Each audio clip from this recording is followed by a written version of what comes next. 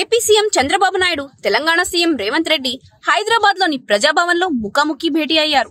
రెండు తెలుగు రాష్ట్రాల మధ్య పెండింగ్ లో ఉన్న విభజన అంశాలపై ఇరువురు నేతలు చర్చలు జరుపుతున్నారు.